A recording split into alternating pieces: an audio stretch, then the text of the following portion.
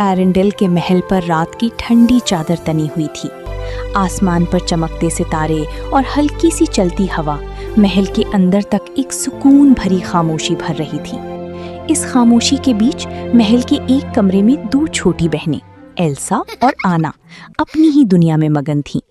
Elsa अपने हाथों से बर्फ के छोटे छोटे फूल और महल बना रही थी, जबकि आना हंस हंस कर उन्हें गिरा रही थी। इसी खुशी के लम्हों में दरवाज़ा आहिस्ता सा खुला और उनके वालिद राजा आगनार अंदर आए। उनके चेहरे पर एक अजीब सी संजीदगी थी, जैसे वो कोई बोझ अपने दिल में लिए हुए हों।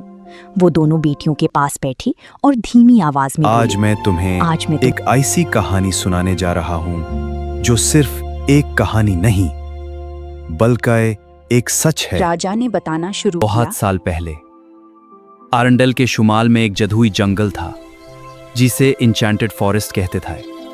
वहां नॉर्थुल्द्रा नाम के लोग रहते थे।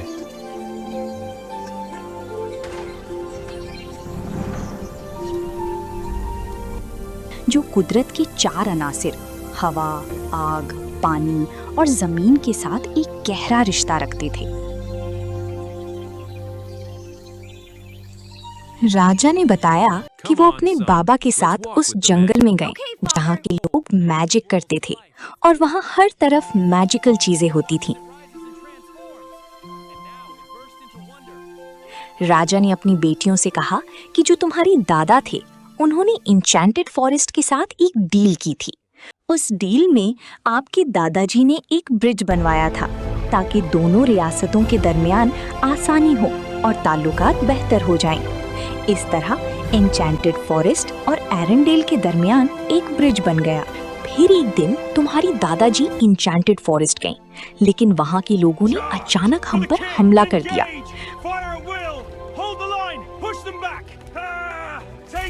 कुदरत की रूहें नाराज हो गईं और उन्होंने पूरे जंगल को एक घनी धुंध में कैद कर दिया।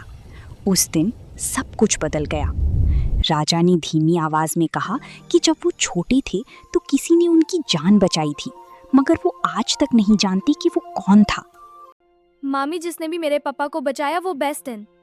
बेटा, उस रात रानी इदूना ने अपनी बेटियों को सुलाते वक्त एक पुराना गीत गाया, एक ऐसा गीत जो आथो हल्लन नाम की एक पुरअसरार मकाम का जिक्र करता था, जहां तमाम यादें महफूज होती। अब साल गुजर गए और एल्सा और एना शहर में खुशी से जिंदगी गुजार रही हैं।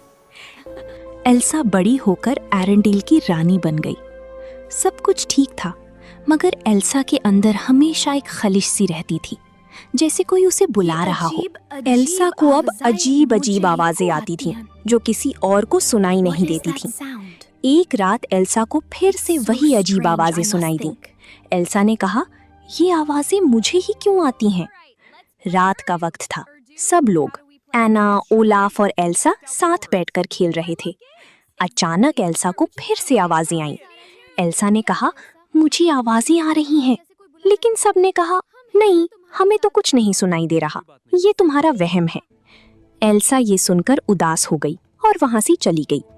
एना ने ये देखा तो वो एल्सा के पास गई। उसने देखा कि एल्सा ने आज अपनी माँ की चादर भी ली हुई है। तब एना को समझ आ गया कि एल्सा ज्यादा दुखी है। एना ने एल्सा से कहा, ये सब तुम्हारा वहम है, तुम सो जाओ। फिर एना ने एल्सा को सुला दिया। आधी रात को एल्सा को फिर से वही आवाजें आने लगी, जैसे कोई उसे बुला रहा हो। एल्सा उठकर देखने लगी कि ये आवाजें कहाँ से आ रही हैं, मुझे इसका पता और वो उनका पीछा करने लगी। नीली नीली रोशनी उसके साथ चलने लगी और एल्सा आगे बढ़ती गई। जितना एल्सा आगे जा रही थी, शहर की हालात उतनी ही खराब होती जा रही थी। लोग भाग रहे थे, अफरा तफरी मच गई थी। एना को समझ आ गया कि एल्सा की पावर्स के साथ कुछ हो रहा है। एल्सा, एना तुम एल्सा ठीक तो के हो? पास आई और नहीं पूछा, आना, मेरे एल्सा, ताकतों का ये सब खौफ है। क्या हो रहा है? तुम अकेले नहीं हो, एल्सा मैं उदास तुम्हारे खड़ी साथ थी। हूँ। शुक्रिया उसी आना, वक्त तुम मेरी उनकी बेहतरीन बहन हो मुलाकात हमेशा। ट्रोल्स के सरदार ग्रैंड पबी से हुई। उसने एल्सा को बताया, ये सब कुछ माजी की गलतियों का नतीजा है। अगर वो सच जानकर उसे ठीक नहीं करेगी तो आरंडेल का मुस्तकबल खतरे में पड़ जाएगा। ये सुनकर एल्सा, आना, क्रिस्टोफ, ओलाफ और स्वेन इंचेंटेड फॉरेस्ट की तरफ रवाना हो गए। जब वो जंगल के पास पहुंचे तो घनी धुंध ने उन्हें रोक लिया, मगर जैसे ही एल्सा ने अपनी जादू की ताकत का इजहार किया, धुंध ने उन्हें पहचान लिया और रास्ता दे दिया। जंगल के अंदर कदम रखते ही उन्हें महसूस हुआ कि ये आम जंगल नहीं है, यहाँ हर चीज जिंदा थी। ऐसा लगता है जैसे ये सब चीजें जिंदा हों। हाँ, ये बात तो है। अचानक एक तेज हवा का तूफान उन पर टूट पड़ा। दरख्त झुकने लगे, मिट्टी उड़ने लगी। एल्सा ने अपनी ताकत से उस तूफान को रोका और धीरे धीरे वो हवा पुरसुकून हो गई। जंगल के अंदर उनकी मुलाकात नॉर्थल्ड्रा लोगों और एरेंडेल की पुरानी सिपाहियों से हुई, जो सालों से वहां फंसे हुए थे। उन्होंने इन पर हमला करने की कोशिश की।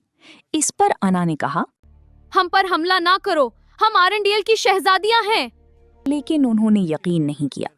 जब एल्सा ने अपनी जादुई पावर्स दिखाई तो उन्हें यकीन आ गया कि ये आम लोग नहीं हैं, बल्कि वाकई एरेंडेल की प्रिंसेसेस हैं।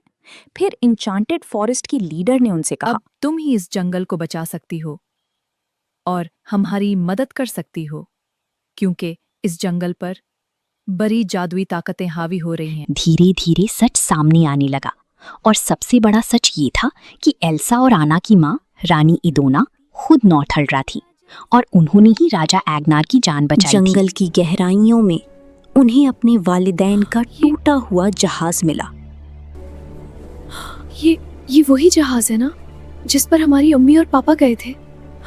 ये जहाज यहाँ कैसे आ गया? अंदर चल कर देखते हैं, क्या पता कुछ मालूम हो जाए कि हमारे मम्मी पापा यहाँ क्यों आए थे।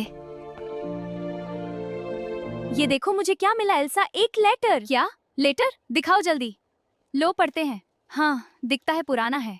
चलो देखें क्या लिखा। वहां उन्हें पता चला कि उनके वालिदैन 8 हुलान जा रहे थे ताकि एल्सा की ताकत का राज समझ सकें। ये जानकर एल्सा का दिल टूट गया। उसे लगा कि उसकी वजह से सब कुछ हुआ। क्या मतलब? मेरी ताकतों को जानने की वजह से मम्मी पापा की जान चली गई? नहीं, सारी गलती मेरी है। मेरी वजह से सब कुछ खराब हुआ है, मेरी ताकतों की वजह से। नहीं, ऐसा नहीं है, तुम गलत सोच रही हो। मेरी वजह से ही ये सब हुआ है। उतना नुकसान भी हो गया है।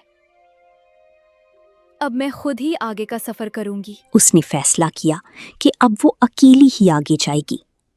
एल्सा डार्क सी के किनारे पहुंची, एक ऐसा समंदर जो बहुत ही खतरनाक था।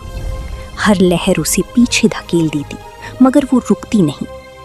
फिर पानी से एक जादुई घोड़ा निकला, निनॉक।